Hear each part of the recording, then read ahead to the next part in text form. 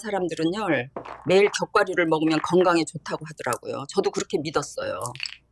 그런데요, 이렇게 해져요. 나이가 들수록 여성의 신장은요, 아주 조용히 약해집니다. 야, 눈에 띄게 피곤해질 때는 이미 오래전부터 부담을 받아온 경우가 많아요가. 모든 견과류가 나쁜 건 아닙니다. 하지만 종류와 방식이 틀리면 신장은 쉬지 못해요. 그럼 제가 그동안 먹어온 게 잘못된 건가요, 선생님? 조금만 바꿔올 뿐인데 예. 몸이 이렇게 가벼워질 줄 몰랐어요. 이샨 쓸 거야. 아침마다 견과류 한 줌씩 드시고 계신 분들 계시죠? 건강을 위해서, 혈관을 위해서, 심장과 뇌를 위해서 좋다고 믿고 드시는 분들이 많습니다. 그런데 제가 오늘 이 이야기를 꺼내는 이유는 단 하나입니다. 그 믿음이 어떤 분들에겐 신장을 서서히 망가뜨리는 원인이 될 수도 있기 때문입니다. 저는 지난 30년 동안 신장내과에서 수많은 어르신들을 만나왔습니다. 검사 결과를 앞에 두고 가장 자주 듣는 말이 있습니다. 선생님, 저는 몸에 좋은 것만 먹었는데요.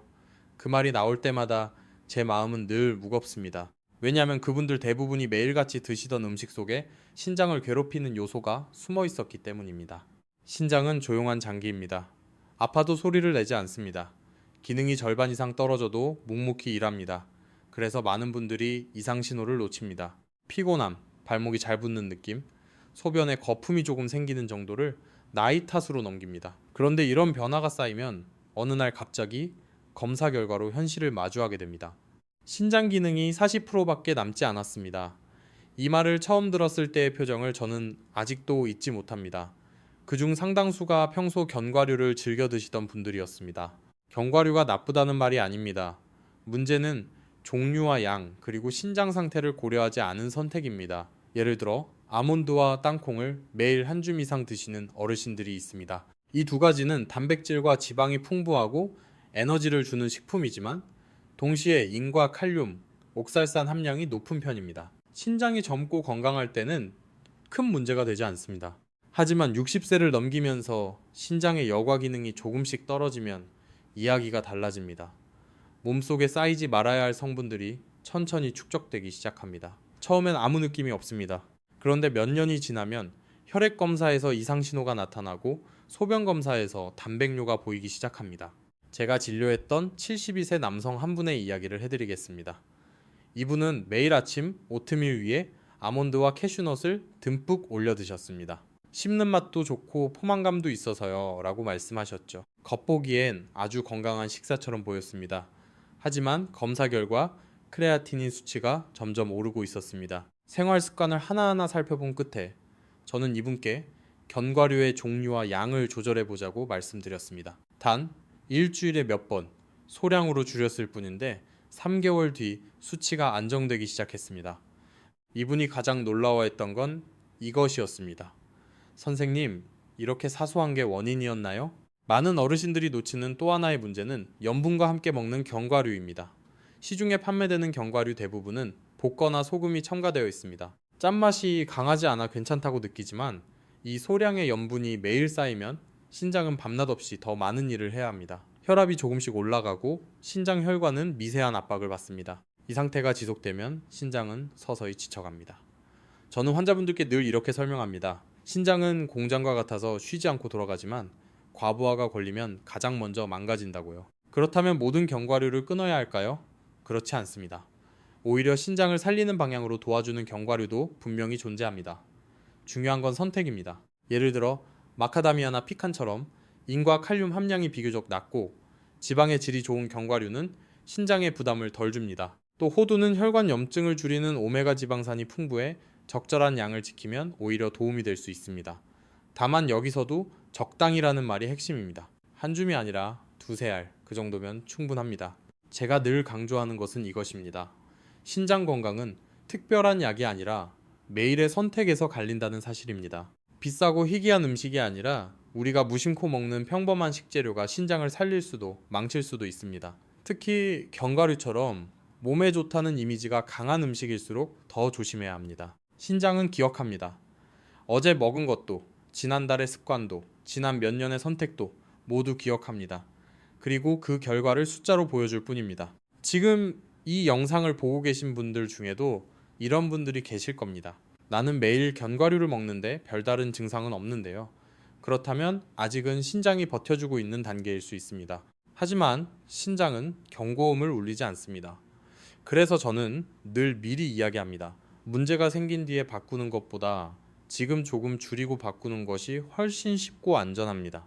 이제 다음 이야기에서는 많은 분들이 예상하지 못했던 신장을 가장 빠르게 혹사시키는 최악의 견과류들과 반대로 신장이 약해진 분들도 비교적 안심하고 선택할 수 있는 견과류를 하나씩 짚어드리겠습니다. 왜 어떤 견과류는 같은 양을 먹어도 부담이 크고 어떤 것은 그렇지 않은지 그 이유를 아주 쉽게 풀어서 설명해 드릴 겁니다. 지금까지의 이야기가 마음에 남았다면 다음 내용은 더 중요합니다. 앞에서 말씀드린 것처럼 문제는 견과류 그 자체가 아니라 어떤 견과류를 어떤 상태에서 어떻게 먹느냐입니다. 이제부터는 제가 진료실에서 가장 많이 마주했던 장면을 떠올리며 이야기를 이어가 보겠습니다. 검사 결과를 보며 고개를 떨구던 어르신들, 그리고 이건 정말 몰랐어요 라고 말씀하시던 그 목소리 말입니다. 먼저 신장을 가장 빠르게 지치게 만드는 견과류부터 짚어보겠습니다. 대표적인 것이 땅콩입니다. 많은 분들이 땅콩을 견과류라기보다는 간식처럼 생각합니다. 가격도 부담 없고 씹기 편하고 고소하죠. 하지만 땅콩은 실제로 콩류에 가깝고 인과 오메가, 육지방산 함량이 높습니다. 이 성분들은 과도할 경우 몸 안에 염증 반응을 키우고 신장이 노폐물을 걸러내는데 부담을 줍니다. 특히 혈압이 있거나 당뇨가 있는 어르신들에게 땅콩을 매일 드시는 습관은 신장을 쉬지 못하게 만드는 요인이 됩니다. 다음은 캐슈넛입니다. 부드럽고 달콤한 맛 때문에 많은 분들이 좋아하시죠. 하지만 캐슈넛은 생각보다 탄수화물과 칼륨 함량이 높습니다. 신장이 약해지기 시작한 상태에서는 혈중 칼륨 조절이 점점 어려워지는데 이때 캐슈넛을 자주 드시면 몸이 무거워지고 심하면 심장 박동이 불규칙해질 수도 있습니다. 문제는 이런 변화가 아주 서서히 나타난다는 점입니다. 그래서 대부분 원인을 캐슈넛에서 찾지 못합니다. 아몬드 역시 주의가 필요합니다. 아몬드는 건강 이미지가 강한 대표적인 견과류입니다. 하지만 옥살산 함량이 높아 신장 결석에 위험이 있는 분들에겐 부담이 될 수 있습니다. 특히 물 섭취가 적은 어르신이 아몬드를 매일 드신다면 신장은 밤에도 쉬지 못하고 일을 하게 됩니다. 제가 만났던 한 여성 어르신은 견과류는 물 안 마셔도 괜찮은 줄 알았다고 하셨습니다. 하지만 바로 그 점이 문제였습니다. 이제 반대로 신장이 약해진 분들도 비교적 안심하고 선택할 수 있는 견과류를 말씀드리겠습니다. 먼저 마카다미아입니다. 마카다미아는 인과 칼륨 함량이 낮고 지방의 질이 매우 좋습니다. 혈관 염증을 자극하지 않고 신장에 부담을 덜 주는 편입니다. 다만 이것도 양이 중요합니다. 하루에 한두 알이면 충분합니다. 한 봉지를 다 드시는 건 절대 아닙니다. 피칸도 좋은 선택이 될 수 있습니다. 피칸은 항산화 성분이 풍부하고 미네랄 구성이 비교적 부드럽습니다. 특히 가공되지 않은 생피칸을 선택하는 것이 중요합니다. 소금이나 설탕이 들어간 제품은 아무리 좋은 견과류라도 의미가 없습니다. 호두에 대해 궁금해하시는 분들도 많습니다. 호두는 오메가3 지방산이 풍부해 혈관 건강에 도움이 됩니다. 신장은 혈관 덩어리로 이루어진 장기이기 때문에 혈관 염증을 줄여주는 음식은 간접적으로 신장을 보호합니다. 다만 호두 역시 하루 반 개에서 한 개면 충분합니다. 몸에 좋다는 이유로 여러 개를 드시면 그 순간부터는 약이 아니라 부담이 됩니다. 제가 환자분들께 늘 드리는 조언이 있습니다. 견과류는 주식이 아니라 조미료처럼 생각하셔야 합니다. 밥 한 공기처럼 먹는 음식이 아닙니다. 식탁 위에 살짝 올라가는 보조 역할일 뿐입니다. 그리고 가능하다면 매일 먹지 않아도 됩니다.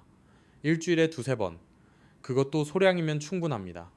신장은 반복되는 습관에 가장 민감하게 반응합니다. 또 하나 꼭 짚고 넘어가야 할 것이 있습니다. 견과류를 먹는 시간입니다.